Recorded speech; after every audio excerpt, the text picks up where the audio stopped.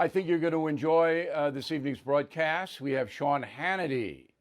He's got a new book out, so he sat down with me. And it's different, that's for sure. I've known him a long time. So that's coming on up. Lead story today. Now, I got to explain what our lead story is. So, National Public Radio is not, in my opinion, trustworthy. All right? It is a organization that is uber liberal and always has been.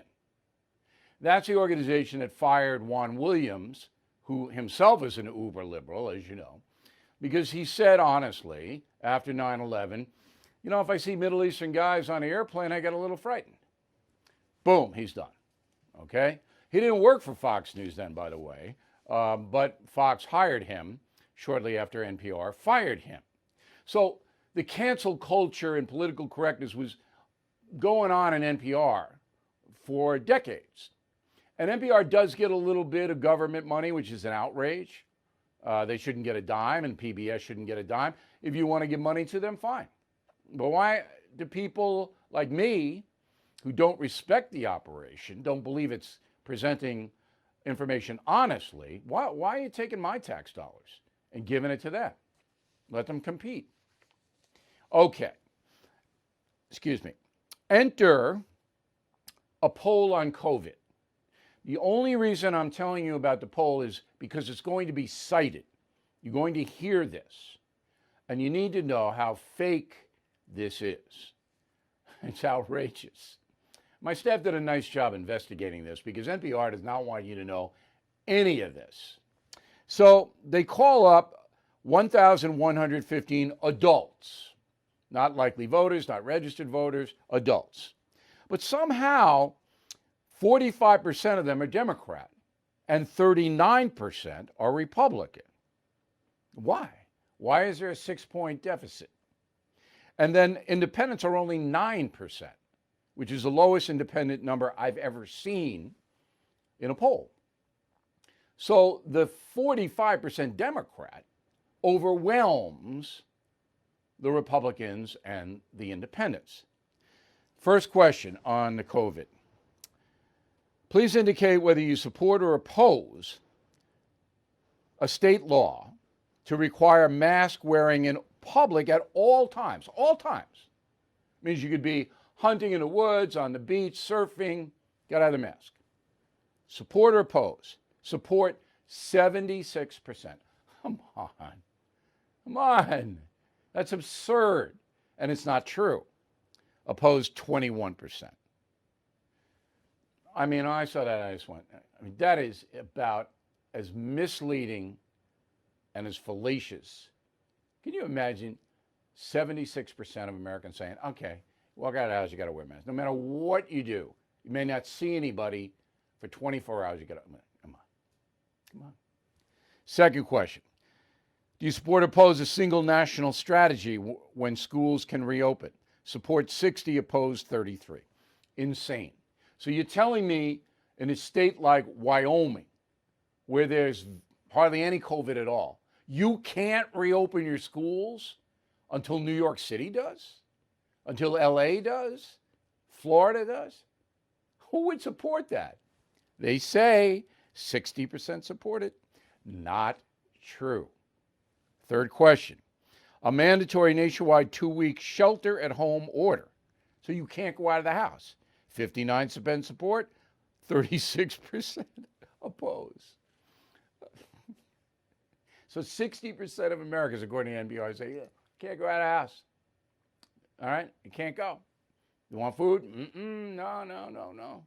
Your mother is hurt. You can't drive over to see her. Fourth question. Your state temporarily closing down all restaurants and non-essential businesses. Support 59, oppose 37. So let's close them all down now. Now. All right? It's not there's another disaster or whatever. Now. Knock out everything. Economy just collapses. Fifth question. Temporary ban on travel between states. 55, support, oppose 39.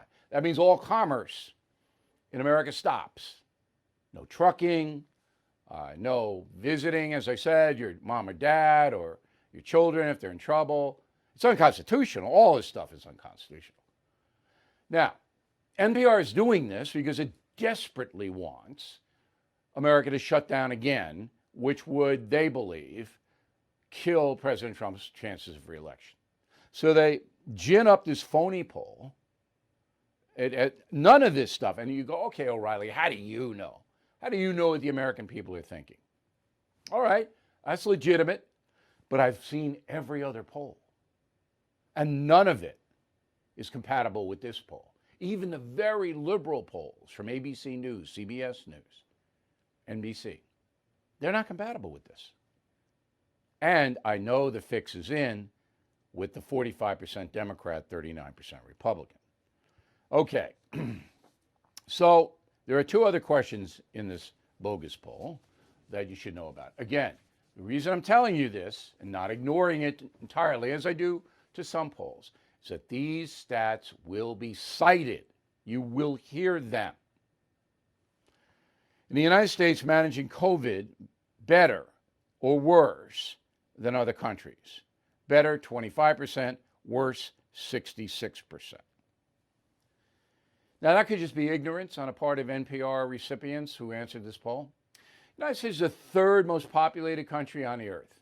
China first, India second. Both China and India have managed the COVID far worse than we have. Okay? We are the most mobile society. We travel. We are scattered in 50 states, all right, from Hawaii to Maine to Key West. We are a vibrant people. We have the largest economy in the world. So, yeah, we're going to have more problems than Denmark. All right? Yeah. But this, 66-25, come on, these are ridiculous. Given everything we know, would you prefer fall classes for schools in your area be primarily remote, primarily in person? 66% remote, 34% in person. I don't believe that for people. I believe that people in Montana or Idaho or Hawaii, maybe Hawaii, I don't know, it's kind of crazy. Alaska, all right, I don't believe it. Oh yeah, I want the kids at home. Yeah.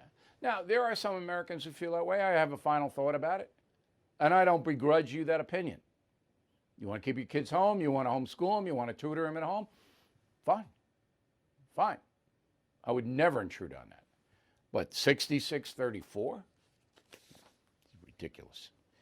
NPR also asked, and you're going to love this. I have to say, in my whole career, I've never seen a poll as outrageous as this poll. This wins the outrageous poll contest. So, which of the following is your main source of news? ABC, CBS, NBC News, network news. 24% of those polls say that's where they get their news. Online news, 14%. Social media, 10%. Now, I believe the social media and online number. CNN, 8%. Public TV, public radio, that's NPR, 6%. Local newspaper, 5%. New York Times, Washington Post, 4%. Oh, good. I'm so happy to hear that. MSNBC, 3%. All right. Where's Fox? There's no Fox. It's not on the list. CNN's on the list, MSNBC, but no Fox News. Why? Because they know the 35% Republicans they allegedly called up or spoke to would say Fox. So Fox would win. It would win. That's why they left Fox out. I mean, now, I'm angry inside. I'm laughing on the outside because it's so absurd and so dishonest. It's just off the chart. But inside, I'm going, my tax dollars are going to NPR to turn out this piece of propaganda, this piece of garbage. I don't listen to NPR. I mean, it's not a factor in my life. I wouldn't even be able to find it on New York City radio, which is where I live. But this is so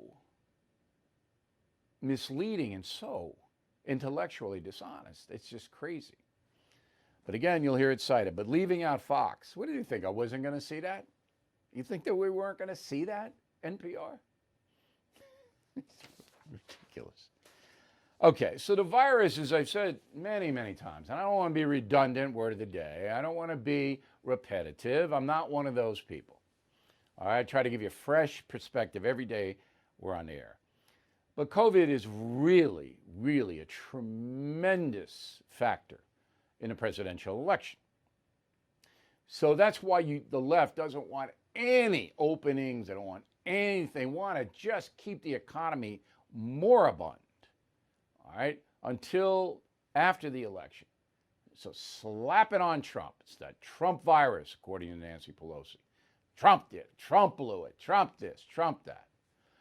So the president has to reply to the perception that the left-wing media is putting out there, that all of this is his fault. He has to reply, and he did yesterday. Go. The mortality rate has declined 85% from its April peak, 85% decline. On vaccines last week, we announced a $2.1 billion partnership with Sanofi and GSX to purchase and produce 100 million doses of their coronavirus vaccine. 100 million doses. This is the sixth vaccine candidate we are proactively supporting. We're supporting numerous companies that are doing very well, having wonderful results, and they're in final stages of testing. All right, so all that's true. You can't say that the president lied, although I'm sure the Washington Post will try. The death rate is declining because younger people are now getting COVID. The older people kind of wall themselves off. But younger people are getting it, and they're not dying from it. You get sick, a week later, they're better. Not diminishing the disease. I've said in the very beginning, this is a catastrophic illness. But that's why the mortality rates are going down. The vaccine is a hope play.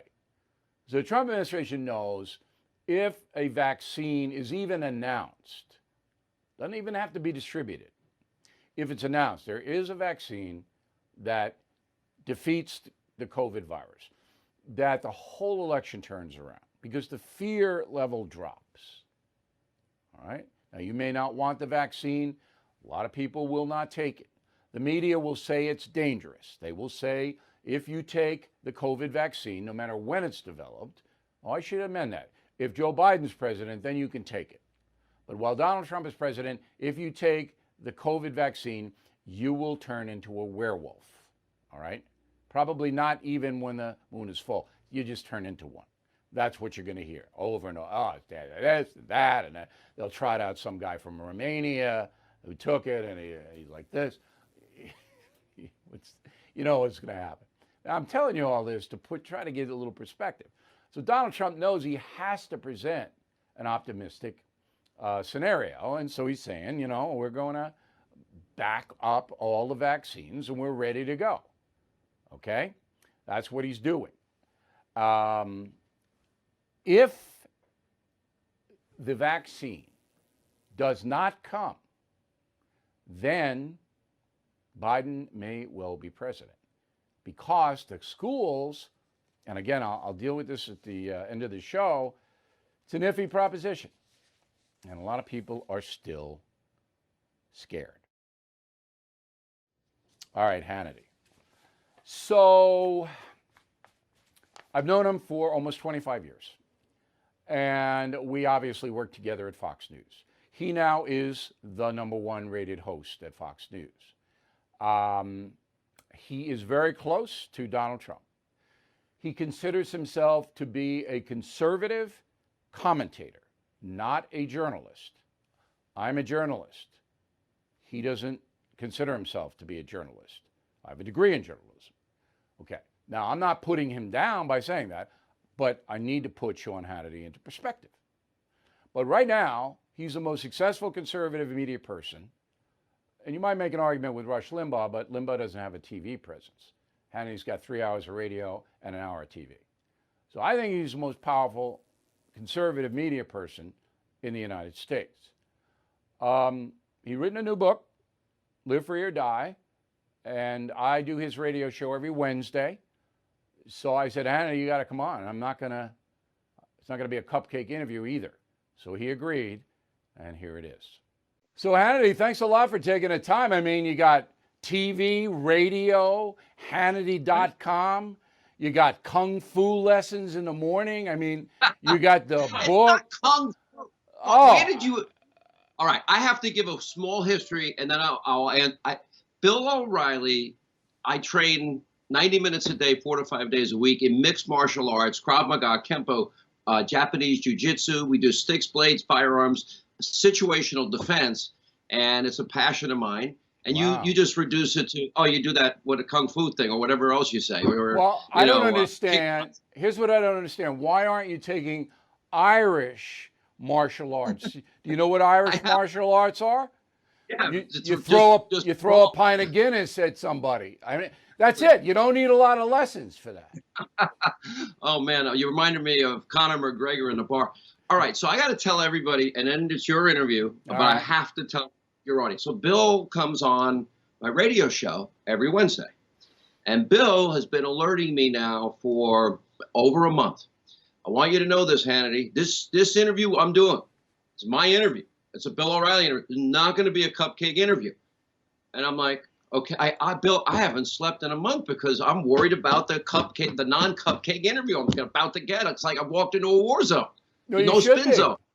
All right, so you write the book, and I read the book, and it's basically a big picture, not a micro book, a big picture of what happens if Donald Trump loses and why you believe he should not lose.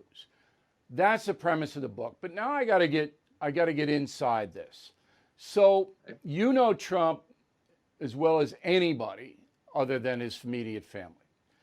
We both have known him for, 25 years, right? Right, but you now have more access to him than anybody as far as media is concerned. That's a rumor, Bill. I neither confirm nor deny, but go ahead. Okay, I know you do.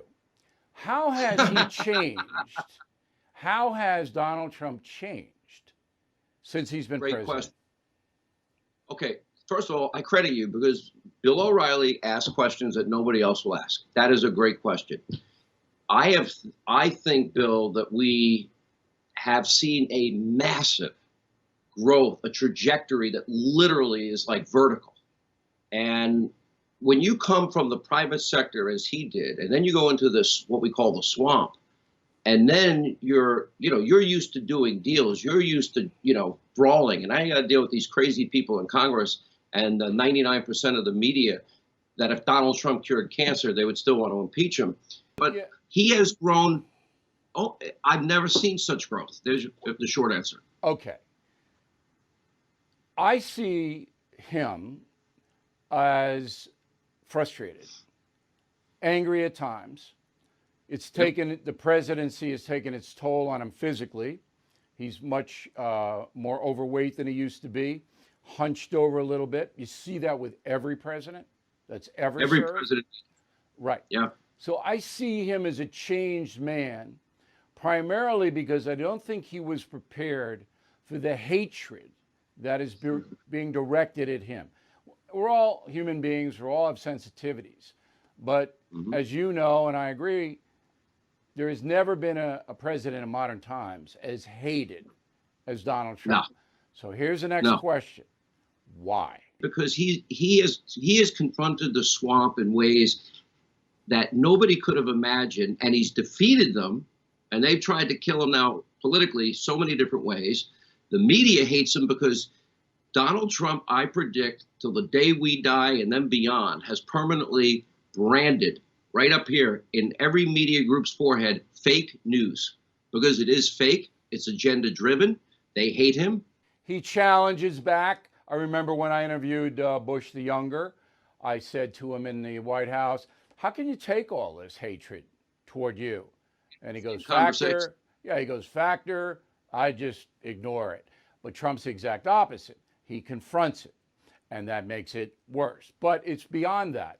On page 203 of your book, you write about the Education Secretary, Betsy DeVos, and a Texas attorney who says he wouldn't mind if Miss DeVos is sexually assaulted.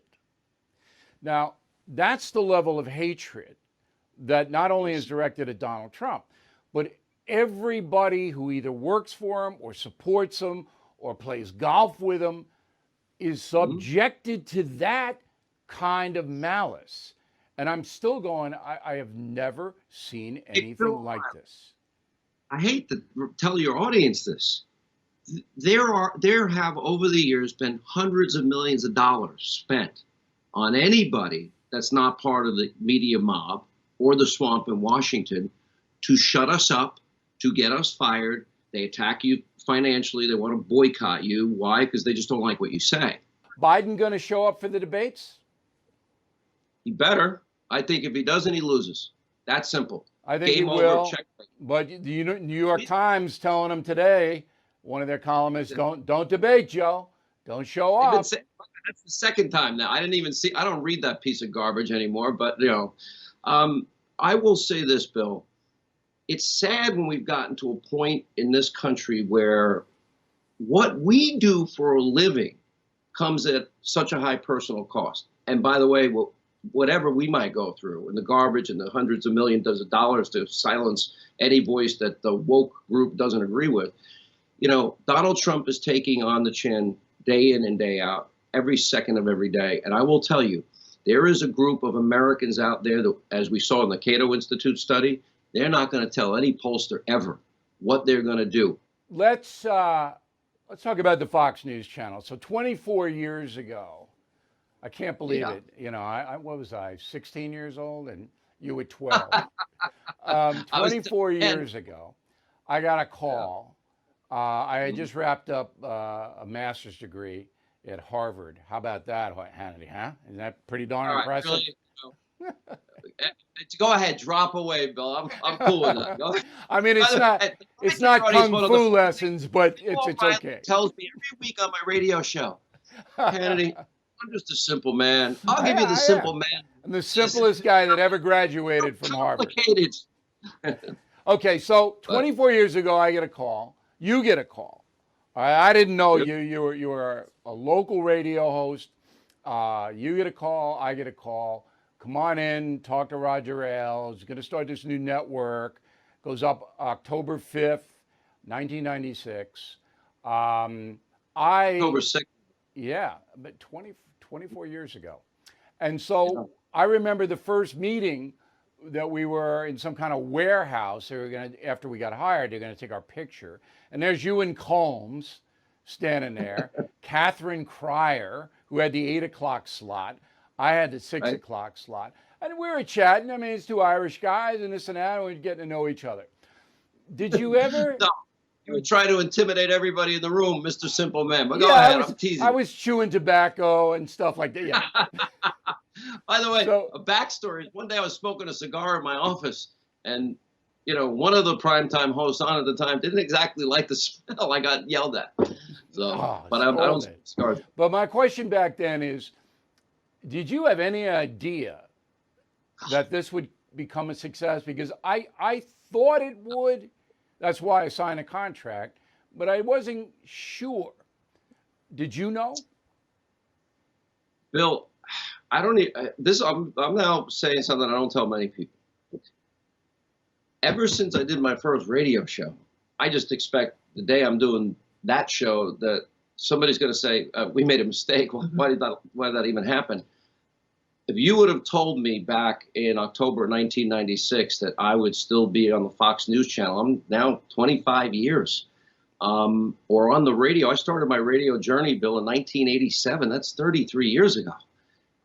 I am more surprised than anybody, and I feel blessed beyond measure. Now, you were a huge part of the channel's success for all of those years.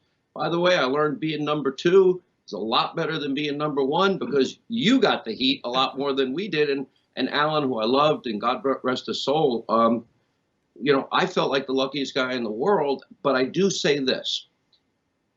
I shudder to think what the country would be like without at least one channel. Fox News has changed now. I'm not going to, I've never spoken Yeah. about Are Fox you going to News. I take like don't a do big that. wedge? Like, is this like the non-cupcake part where you're going to like make me try and be? No. I love what this channel. Would you acknowledge that Fox News has changed? Um, you're asking a good question. I'm going to say something that some people may not like here, and that is, I'm so busy every day, Bill. I do like to catch Fox and Friends in the morning in my radio studio. You've been in the studio. I have 4 TVs. I have 5 or 6 computers in front of me, and I spend my day. I like to quietly reflect and study before radio and TV. Right now, in the United States of America, you are either the most powerful conservative traditional voice or tied with Limbaugh. It's close. Or what? Or tied with Rush Limbaugh, because Limbaugh doesn't have a TV presence in primetime and you do. So you can make an argument, are the most powerful conservative traditional media voice. Your parents were working class people. Both of them worked. Okay? Yes. How do you think they would process? Number one, you're one of the wealthiest people, broadcasters, and number two, you're one of the most, probably the most powerful. How would your parents process that? So my father died 6 months after I started at Fox, and I did get him a satellite dish so he can watch. And then I worked at a radio station in New York at 11 at night till 2 in the morning, and I loved late night radio. It was actually really fun. And he would listen all night, 4 straight hours, and then he'd say, "Where did this all come from?" I said, "Dad, you yelled at me every day to shut the radio off. I wasn't a TV watcher. I listened to the talk radio guys." Well, how would they feel? I'm going to tell you how they'll feel, Bill O'Reilly. I know God has blessed them because they had a much harder life than I've had. Every time I want to whine, bitch, and complain, I think about their life. I have no right to complain because I stand on the shoulders of very dirt poor grandparents, poor parents that never vacationed, bought a new car, maybe late in life, and that gave everything to their kids so that we could get a Catholic school education because they saw that as an opportunity out. Final question. Live Free or Die is the name of your book. Has Yes. New Hampshire sued you yet? I mean, you rip off their state motto, Hannity. So Live Free or Die, the bottom of that says in Latin, live free or America dies. We went to schools where we studied Latin back in the day, which is kind of ageless. And I wasn't good at it, but that live free or die is how I feel. So the book is Live Free or Die. It will open as a #1 New York Times bestseller, sending all of those people into a safe space. They'll all be very agitated. Hannity's #1. Who can we fire? How can we get it? That's what's going to happen. I challenge Bill O'Reilly. Yeah. Let's do this again on your network. Okay. All right. Except I get to do the non-cupcake interview with me and ask you questions that nobody's ever asked you. How's that? Deal? September 8th, Killing Crazy Horses out. Okay. Deal. And then you can throw the cupcakes at me. All right? That's a deal. Wow. I finally survived. Oh, thank God. Okay. Now we're getting to the dishonesty part of the program. Not by me, I'm as honest as you can get. And I say that with no hubris at all. I've been on the air long enough, and you know I will not mislead you ever. So Amnesty International is not in that category. This is a human rights organization based in London, and it put out a paper called "The World is Watching Mass Violations by U.S. Police of Black Lives Matter Protesters' Rights." That's the name of the paper. And it says there were at least 125 human rights violations during the George Floyd protests. This is Amnesty International saying this. Okay. Now, Amnesty International is as far left as you get. Can't get more far left than that. They, one of their things on their website says, access to safe abortion services is a human right. How ironic is that? So you can kill the fetus. It's a human right. Oh, what about the fetus? Oh, that's not human. Oh, it isn't? After 9 months, what is it going to be? So this is how crazy they are. They also say on their website, Amnesty International, that they're warning the failure of governments to tackle climate change could amount to the greatest intergenerational human rights violation in history. So that's where they're coming from. Now, the truth about the demonstrations is a lot like the war in Iraq. Stay with me here. In Iraq, the problem for American forces were that the Mujahideen, the fanatical Muslims who were fighting America after Saddam Hussein was deposed, hid behind civilians. So American forces had kids and women, and behind them, they were being shot at. That happened everywhere in Iraq. That's what they do. All right, these Islamic fanatics. The same thing happened. I saw it in New York City and other places where the Black Lives Matter protests took place. Yes, there were peaceful people, but right next to them were the Molotov cocktail people and the looters and the people who were hurting other people right next to them.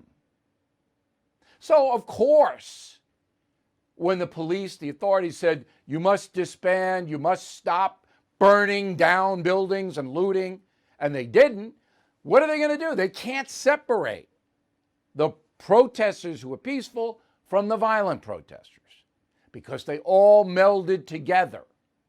Amnesty International knows that. So there was gas and there was pepper spray and rubber bullets because there had to be if property were to be protected. Now, Amnesty International doesn't care about that. If they burn the city of Chicago to the ground, Amnesty International wouldn't care. Okay? So this is the con. And this is what goes on all the time. Oh, the peaceful protesters was largely peaceful. Okay. 8 out of 10 are peaceful, 2 are dangerous. The dangerous people could set places on fire. Got it? Oh, my God. So now the FBI has opened more than 300 domestic terrorism investigations based on all of those protests. 300. We're looking at Seattle, Portland, Chicago, New York, all the cities, Minneapolis. But are we going to know what happens in these investigations? I don't think so. The FBI is not going to tell us, certainly not by Election Day. But 300, according to the FBI itself, are underway. Now, local police around the country are reacting to all of this. All right? Police where I live, police in New York City, police in Douglas County, Nevada. They're reacting because they know about the anti-police media posture, cops are bad, and the Black Lives Matter movement, which basically says across the board, the cops are after young black men, and blacks in particular. The cops give them a hard time on purpose. That's what Black Lives Matter movement is. American police actively go out to hurt and harass African Americans. That's what the movement is. So there's pushback now. And in Douglas County, Nevada, which is a little bit south of Reno, borders Lake Tahoe up to the north. Carson City, the capital of Nevada, is in Douglas County. The sheriff there, outspoken guy named Dan Coverly, reacted to his local library propping up Black Lives Matter. Say, hey, we love the Black Lives Matter people.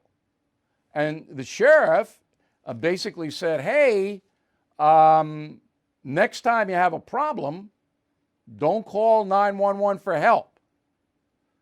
Sheriff Coverly joins us now from Minden, Nevada. So did I set you up properly, Sheriff? Is that what happened? It is. The library wanted to put a statement of support for the Black Lives Matter movement on their website. They had the item set for their board meeting on their agenda. I drafted a letter in opposition to that and sent it in for public comment, voicing my disagreement or that I thought that was a bad idea. And the letter is fairly lengthy. The piece that got the most attention is the last paragraph where I basically said, I never said that I wouldn't respond to calls. I'll never do that. What I said is if you don't trust us, which I don't think you can support Black Lives Matter movement and support the police. Those are at opposite ends. So you either agree with their movement and think that all cops are racist and corrupt, or you think that law enforcement is an essential part of a civil society and needed for any community, or you don't. And so all I said and all I meant was, if you don't trust us, you don't have to call us. But if you don't call us, I don't know what you're going to do. Figure it out on your own, I guess. All right. But if they did call you and they did support Black Lives Matter with a big banner, whatever they're going to do, you'd still answer the call because that's your sworn duty. So I know you would. Absolutely. You would, yeah, you'd go. Absolutely. And your guys would go. But there is a slowdown in some portions of the country. I don't know whether it's in your department or not, but there is certainly in cities like New York. The police are not as aggressive as they used to be. They're not as proactive as they used to be. The police squadrons, like the anti-crime units, have been disbanded, and police are going, I'm going to use my discretion, whereas maybe in a more supportive atmosphere, they would be a little bit more aggressive. So that's happening. But in your county, what I found very interesting was the library backed away pretty fast. They didn't come up and challenge you. They said, oh, no, it's a big misunderstanding, right? No, I don't think that the library board understood completely what the letter was or what that support meant to my office and to the community. The community has been very supportive of the sheriff's office throughout my entire career, and especially since being elected and sworn in 2019. We enjoy a great relationship with our community. This is a wonderful place to live. It's a safe community, and we work very hard to do the best and provide the best law enforcement service we can to the residents. I don't think that they understood what they were saying. Right, but from what I have here, a statement from the library going, I want the sheriff's office to know we love and support our law enforcement here. So I think you're backing away. I think you won that round. Now, what about the press in Reno and Las Vegas? Have they hammered you? They have. I feel they've misquoted me. That last paragraph, the leading line always is sheriff refused to help library, and that's never been the case. But I don't. I guess I expected that. I don't expect a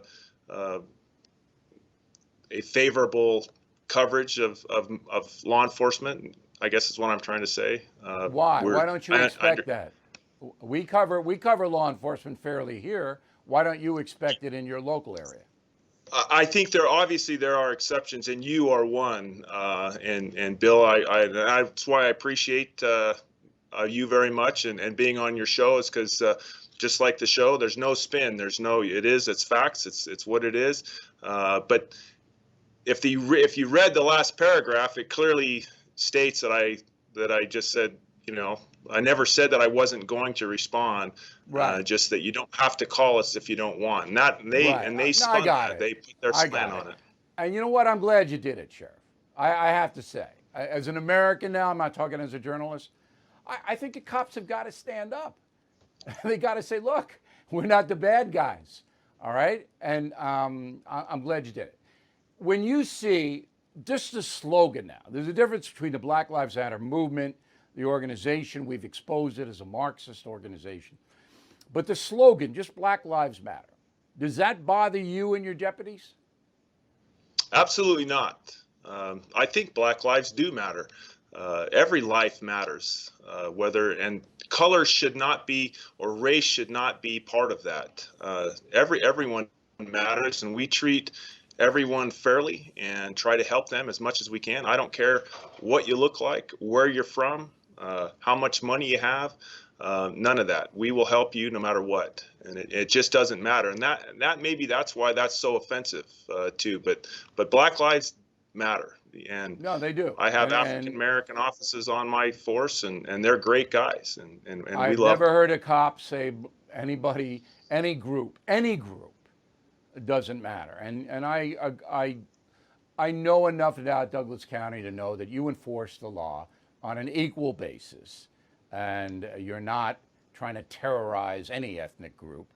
And at some places that happens, but not in your county. And we appreciate it, Sheriff. Thanks very much for coming on. Sheriff Dan Coverly in Nevada. All right, very brief mail tonight because I want to get to the final thought. Raymond on the message board, people are afraid to go to places to vote. Walmart, food stores, motor vehicle agencies, all open. So give me a break and let people go to the polls. I'm with you. Stephen, what did I miss with AT&T? Why are you selling the stock? Because AT&T owns media corporations that run hate shows, like The View, like some on CNN. I don't want to be a part of it. Brett, I switched my business phone and internet from AT&T to Spectrum. So did I. Now, I'm not telling you to do it, just telling you what I did. Donna, I wonder if mail-in voting has anything to do with Seattle riots. No. Liberals want mail-in voting. That's what they want. And there are a lot of different motives, but it's a lot easier to cheat when you mail in, no doubt. Douglas Redunzel, Colorado Springs. We are lifetime members. If women are afraid of the Trump agenda, what has Biden offered to reduce those fears? He's not Trump. That's what Biden's run on. I'm not Trump. Miriam O'Malley, nice Irish name, South Abington Township, Pennsylvania. Could you explain the president's reasoning for pulling troops out of Germany? Yes. Germany does not contribute what it should to NATO. Trump doesn't like that. He says, I'm going to pull the troops out. I'm not going to spend all that money if you're not going to do what you should do. Simple as that. Mary Flummer, Pittsburgh. Great whites have been spotted near Long Island, Bill. I don't think Holly will be calm if she sees one. Holly almost had a heart attack this weekend when she saw a deer. It was unbelievable. Now, the deer was pretty big. But Holly, if she ever saw a great white, we saw dolphins, and Holly was okay with the dolphins. But the deer spooked her big time. Dr. Steve Chirwati, Beaumont, Texas. I ordered 25 of the Stand Up for Your Country stickers, given them out to family and friends. They were given locally and even sent out to other states. Way to go, doctor. Stand up for your country. If everybody did what you did, we really, really ignite this movement, and it's very successful as it is. Okay, Killing Crazy Horse out September 8th. Please pre-order. You'll get it first. I'll talk more about it as the month unfolds. Word of the day, do not be sniffish. Sniffish. S-N-I-F-F-I-S-H. All right, here's the final thought of the day. Put this book cover up, please. In Russia, they have just released Killing Jesus. I hope Putin is reading it. There's the cover. So if you go to Moscow or St. Petersburg or Siberia, you will see this in the bookstore. That says Killing Jesus, the historical account of Jesus of Nazareth. It is everywhere on this planet. Russia. Interesting cover, right?